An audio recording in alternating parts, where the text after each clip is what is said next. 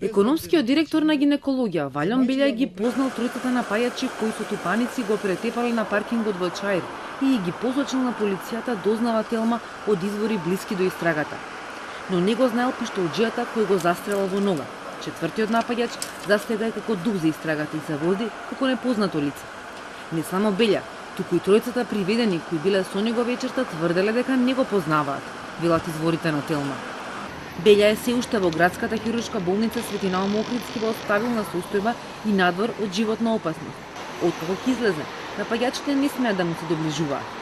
Тоа е една од мерките што им ги определи кривичниот суд на предлог на Скопското обвинителство доцна Ноќеска.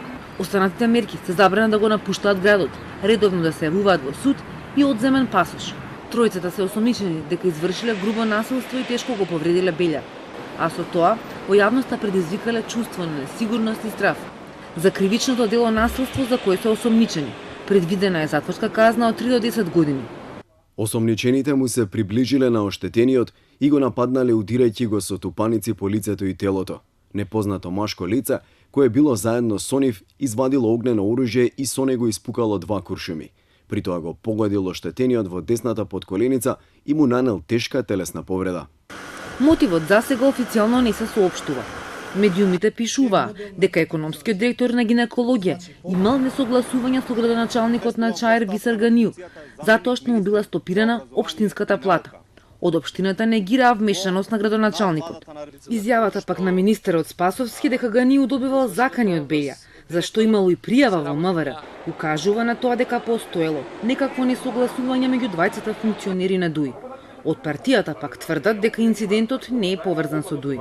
Не е коректно граѓаните да се именуваат како членови на таа или таа партија. Овој случај не е поврзано воопшто со ДУИ и за тоа треба одговор да даваат институциите. Добро информирани партиски членови коментираат дека тупаниците и пукањето во колено било предупредување за Белја, дека следниот пат нема да преживее. Овие пресметки упатените ги коментираат и како покажување на моќ, но и позиционирање во време кога се прават смени во партиските и државните функции. Се очекува дилемите да се расчистат во истрагата, особено по исказите што пред обвинител треба да ги дадат и оштетениот Белја и тројцата осомничени. Белја е познат на јавноста по повеќе инциденти кои директно или индиректно се поврзуваат со него. Токму затоа неговото именување за економски директор на гинекологија предизвика реакции во јавноста.